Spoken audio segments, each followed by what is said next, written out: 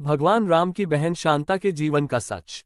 रामायण की कहानी कई युगों से सभी लोग सुनते, देखते एवं पढ़ते आ रहे हैं, जिसमें हमने राम और उनके भाइयों के प्रेम के बारे में विस्तार से जाना, लेकिन हमने राम की बहन शांता के बारे में बहुत कम सुना है, या कहे कि सुना ही नहीं है। आज हम आपको शांता के बारे में बताएंगे। इसके पहले एक कहानी में हमने आपको हनुमान के पुत्र मकर ध्वज के बारे में बताया था, जिसके बारे में भी सभी को स्पष्ट रूप से कोई जानकारी नहीं है। और अब आप जाने राम की बहन शांता के बारे में। कौन थी शांता और क्यों उनका उल्लेख नहीं है, और किस कारण उनका त्याग किया गया। महाराज दशरथ एवं रानी कौशल्या अयोध्या के राजा रानी थे। महाराज दशरथ की दो अन्य रानियां भी थी, जिनके नाम कैकेयी और सुमित्रा थे। सभी जानते हैं कि इनके 4 पुत्र थे, राम, भरत, लक्ष्मण, शत्रुघ्न। लेकिन ये कम लोगों को पता है कि इन 4 पुत्रों के अलावा उनकी एक बड़ी बहन शांता भी थी। शांता कौशल्या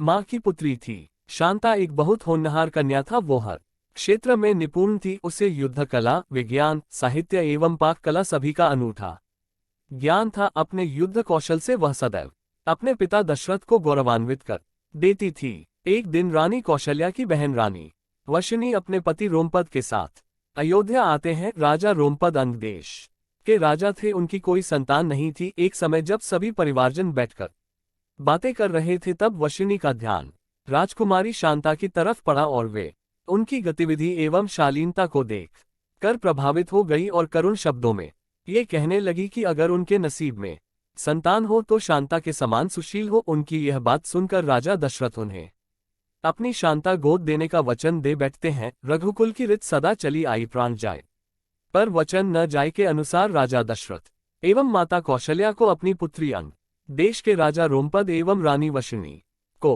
गोद देनी पड़ती है। इस प्रकार शांता अंग देश की राजकुमारी बन जाती है। एक दिन अंगराज रोमपद अपनी गोदली पुत्री शांता से विचार विमर्श कर रहे थे, तभी उनके दर पर एक ब्राह्मण याचक अपनी याचना लेकर आया। लेकिन रोमपद अपनी वार्ता में इतने व्यस्त थे कि उन्होंने ब्राह्मण की याचना सुनी ही नहीं, और ब्राह्मण को बिना कुछ लिए खाली हाथ जाना पड़ा। ये बात देवताओं के राजा इंद्र को बहुत बुरी लगी, और उन्होंने वरुण देवता को अंदेश में बारिश न करने का हुक्म दिया। वरुण देवता ने यही किया, और उस वर्ष अंदेश में सूखा पड़ने से हाहाकार मच गया। इस समस्या से निजात पाने के लिए रोमपद ऋषि श्रृंग के पास जाते हैं और उनसे वर्षा की समस्या कहते हैं। तब ऋषि श्रृंग रोमपद को यज्ञ करने को कहते हैं। ऋषि श्रृंग के कहेनुसार यज्ञ किया जाता है। पूरे विधान से संपन्न होने के बाद अंग देश में वर्षा होती है और सूखे की समस्या खत्म होती है। ऋषि श्रृंग से प्रसन्न होकर अंगराज रोमपद ने अपनी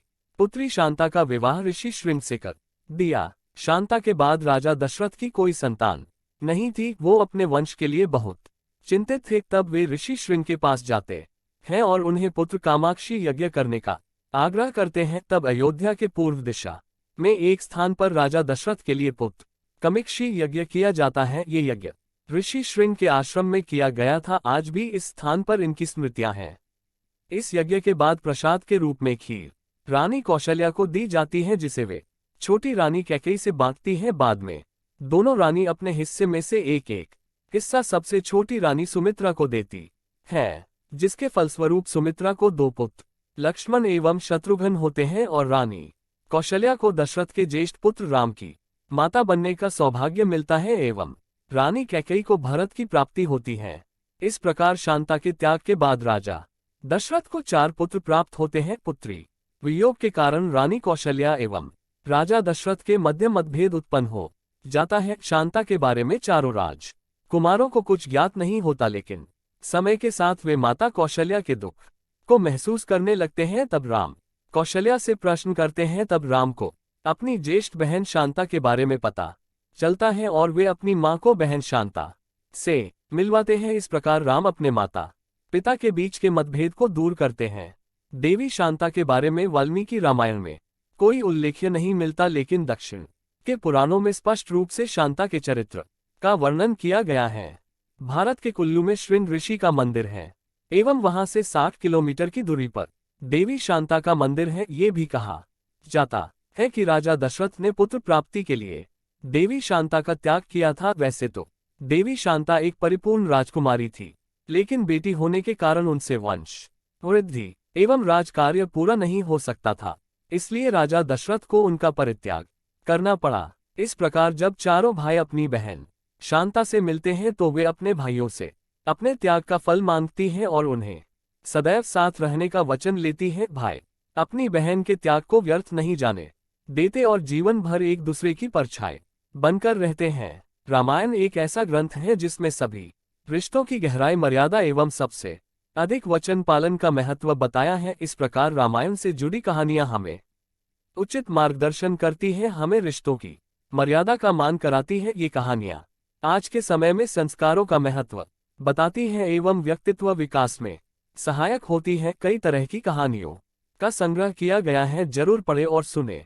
आज के इस महत्वपूर्ण धार्मिक प्रकाशन को हम यहीं समाप्त करने की आज्ञा चाहते हैं। आप सबसे नम्र विनती है कि कृपया आप सब अपने अनमोल विचार हमें कमेंट बॉक्स में अवश्य लिखें। इस चैनल से आपको सनातन धर्म, हिंदू धार्मिक पुराणों, उपनिषदों, ग्रंथों, वेदों, बच्चों के लिए शिक्षाप्रद, मोटिवेशनल, नैतिक शिक्षा, बोध कथाएं, पौराणिक कथाएं इत्यादि और हिंदू देवी देवताओं से संबंधित ज्ञान और नई नई जानकारी प्राप्त होगी। ये चैनल ज्ञान का खजाना है जो अधिकांश ज्ञान और जानकारी प्रदान करता है, जो किसी व्यक्ति के लिए खुद को सही ढंग से समझने और उनके आसपास की दुनिया को समझने के लिए महत्वपूर्ण है। जीवन के बारे में आपको जो कुछ भी जानने की जरूरत है वह इस चैनल में है, लगभग सब कुछ। इस चैनल को अपने दोस्तों और रिश्तेदारों में शेयर करें और सब्सक्राइब करें। सनातन धर्म व भारतवर्ष के हर पहलू के बारे में हर माध्यम से जानकारी जुटाकर उसको संपूर्ण व सत्य रूप से आप लोगों तक पहुंचाना मेरा उद्देश्य है। यदि किसी भी विषय में मुझसे किसी भी प्रकार की कोई त्रुटि हो तो कृपया इस लेख के नीचे टिप्पणी कर मुझे अवगत करें। अच्छे विचारों को हम यहाँ प्रकाशित करते हैं। ये चैनल धार्मिक और अन्य महत्वपूर्ण जानकारियों से संबंधित चैनल है। इस चैनल का किसी भी अन्य संस्थान, कोर्स आदि से कोई संबंध नहीं है। जय श्री राम।